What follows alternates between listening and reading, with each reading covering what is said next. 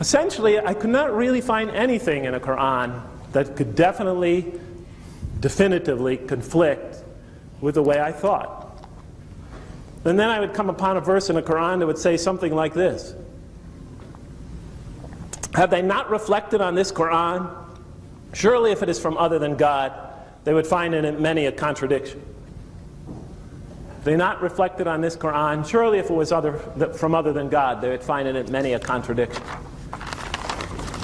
Here I am reading through the Quran, keeping my eye open for such contradictions, and I come across something like that. It would seem time and time again like the author was reading my mind, understanding what I was going through, and just sort of pointing me and responding to my thinking.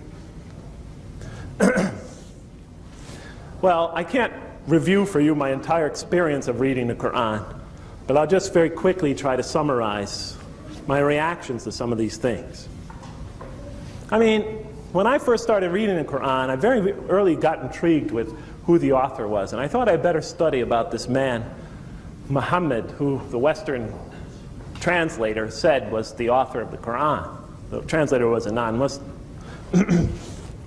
And from what I read from Western Orientalists, Western writers of the Quran, and they noted a curious thing, that the Arabian Peninsula during the time of the Prophet was no cradle of learning or philosophy.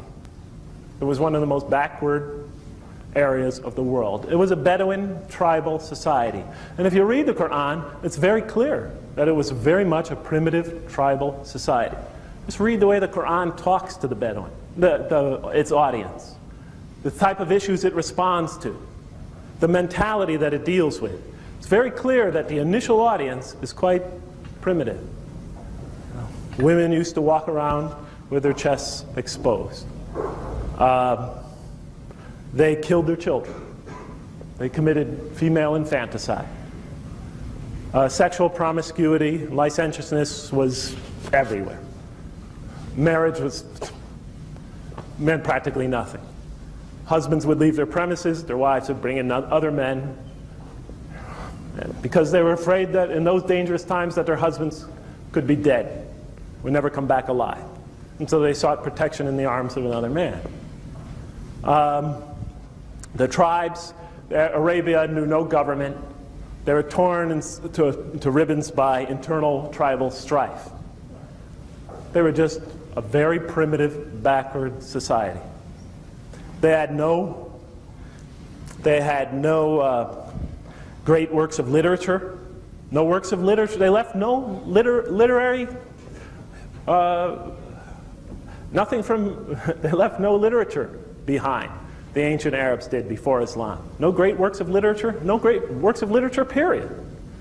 No great architecture, no great art, no music, nothing.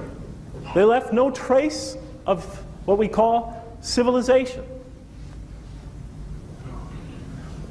They knew no Greek mathematics, no science, had no great odes, that hand down to posterity. To this day, nothing before that era has survived. It was a barren, culturally, it was a barren wasteland. Like a lot of primitive tribal peoples. Like a lot of primitive tribal peoples that even have existed almost up until recent times. They just had no great history, no great historical, cultural refinement or development. They're an extremely primitive people. All the scholars would agree upon, everybody who has studied that civilization agrees on at least that much. And it's easy because they left nothing behind.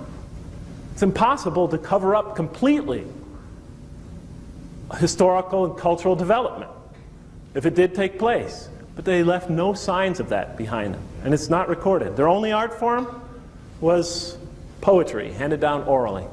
From one, handed down and spoken orally. They didn't even record it in writing. But that was their favorite art form, and their major entertainment.